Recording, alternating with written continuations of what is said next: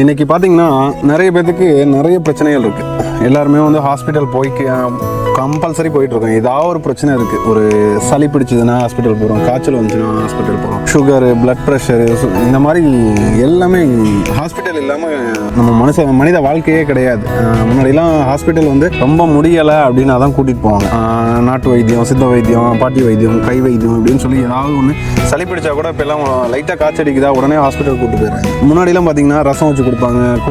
கோழி ரசம் சொல்லி கோழி, நாட்டுக்கோழி, அந்த வெடைக்கோழி, முட்டை விடுற கோழியாக பார்த்து பிடிச்சிட்டு வந்து ரசம் வச்சு கொடுப்பாங்க. ஒரு 2 நாளில் சரியாயிடும். இப்போ பார்த்தீங்கன்னா லைட்டாக ஃபீவர் அடிச்சதுன்னா நம்ம உடனே என்ன பண்ணுறோம், ஹாஸ்பிட்டல் கூப்பிட்டு போயிடும். அதுதான் நம்ம பண்ணுற பெரிய தப்பு. ஏற்கனவே நம்ம வீடியோவில் சொல்லியிருக்க மாதிரி பார்த்தீங்கன்னா ஒரு விஷயத்தை வந்து நம்ம ரிலீஸ் பண்ணி விட்டுட்டோம். நம்ம உடம்புக்கு ஏதாவது ஒரு உபாதைகள் வருது அப்படின்னா அதை விட்டோம் அப்படின்னா மருந்து சாப்பிட்டா 7 நாள் சாப்பிடலன்னா 1 வாரம் அப்படின்ற மாதிரி ஒரு இது சொல்லுவாங்க. அந்த மாதிரி விட்டுட்டோம் அப்படின்னா அதுவே ஆட்டோமேட்டிக்காக க்யூர் ஆயிரும். இப்போ எனக்கே பார்த்தீங்கன்னா சளி பிடிச்சிருந்துச்சு. நானும் துளசி சாப்பிட்டேன், இந்த மாதிரி இது சாப்பிட்டேன், நாட்டு வைத்திய இதில் தான் சாப்பிட்டேன். 1 வாரத்தில் இப்போ சரியாக போச்சு. இப்போ நான் ஹாஸ்பிட்டல் போய் இந்த மாதிரி பண்ணியிருந்தா என்ன ஆகும்னா க்யூர் ஆகிருக்கும் 2 டேஸில். ஆனால் அந்த சளி பூரா உள்ளேயே அடைச்சிட்டு அது புதுசாக ஏதாவது ஒரு வியாதியை உருவாக்கும். அப்போ இப்படி தான் நம்ம ஒவ்வொன்றுக்கும் நம்ம ஹாஸ்பிட்டலில் போயிட்டு ஒரு சளி பிடிச்சா ஒரு இன்ஜெக்ஷன் போட்டுறோம், காய்ச்சல் அடித்தா ஒரு இன்ஜெக்ஷன் போட்டுறோம். அப்போ ஒவ்வொன்றுக்கும் பிளட் ப்ரெஷர் வருதா, பிளட்டுக்கு மாத்திரை எடுத்துகிறோம். 1 mgலேருந்து 2 mg, 5 mg.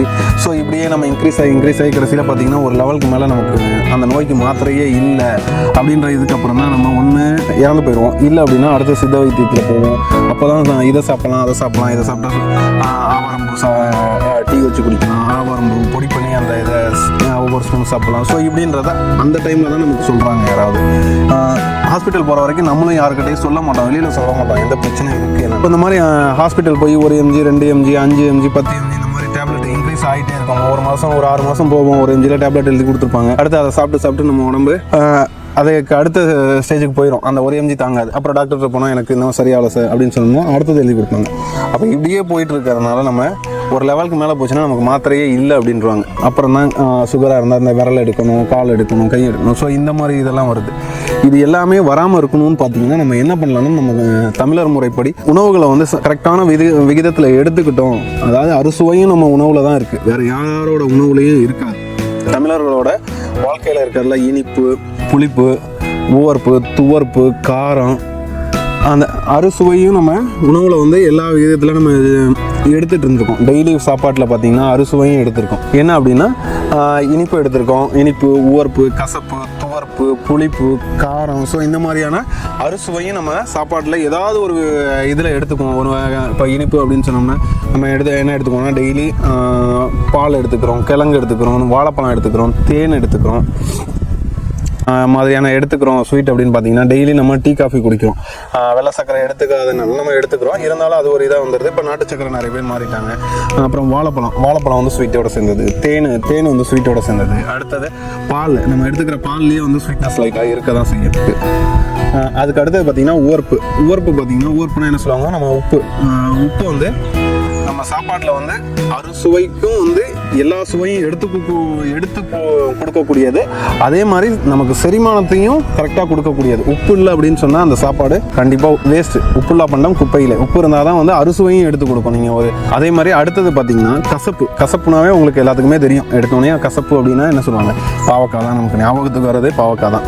அதுக்கு அடுத்தது பார்த்தீங்கன்னா இந்த கீரை, வெந்தயக்கீரை, இந்த மாதிரி இருக்குது. அதே மாதிரி துவர்ப்பு அப்படின்னா உங்களுக்கு என்ன தெரியும், நம்ம துவர்ப்பில் என்னென்ன சாப்பிட்ருக்கோம், உங்களுக்கு என்ன தெரியும்னு சொல்லுங்கள். துவர்ப்பில் எனக்கு தெரிஞ்சதை நான் சொல்கிறேன். துவர்ப்பில் பார்த்தீங்கன்னா நம்ம கொடுக்காப்புளி, நம்ம சாப்பிட்ற அந்த கொடுக்காப்புளி அது பார்த்தீங்கன்னா துவர்ப்பாக தான் இருக்கும்.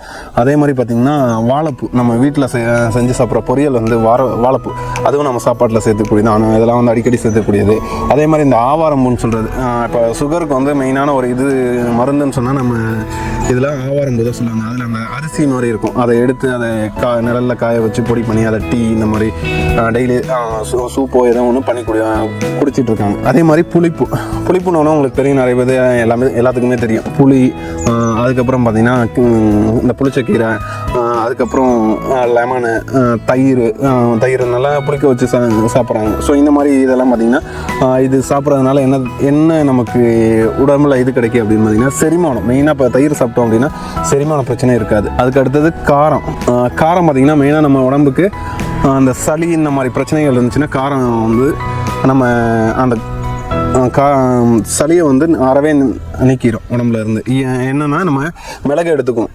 நிறைய பேத்துக்கு சொன்ன மாதிரி என்ன சொல்லுவாங்க, இந்த ஆம்லேட்டோ ஆஃப் ஆயில் ஏதோ நம்ம முட்டை சேர்த்துக்கல, இல்லை ஏதாவது பொரியல் பண்ணல, இல்லை ரசம் வச்சு சாப்பிடல, அப்போ மிளகு நம்ம அதிகமாக யூஸ் பண்ணோம். நம்ம காரத்துக்கு வந்து நம்ம அதிகமாக யூஸ் பண்ணது, தமிழர்கள் வந்து அதிகமாக யூஸ் பண்ணது, இந்தியர்கள் அதிகமாக யூஸ் பண்ணது வந்து மிளகு மட்டும்தான்.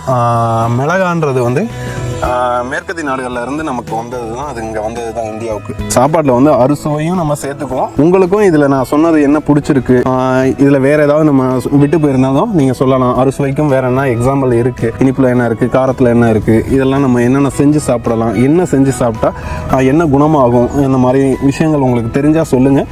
உங்களுக்கு டவுட் இருந்தாலும் கேளுங்க, கண்டிப்பாக நாங்கள் சொல்கிறோம். தேங்க்ஸ்.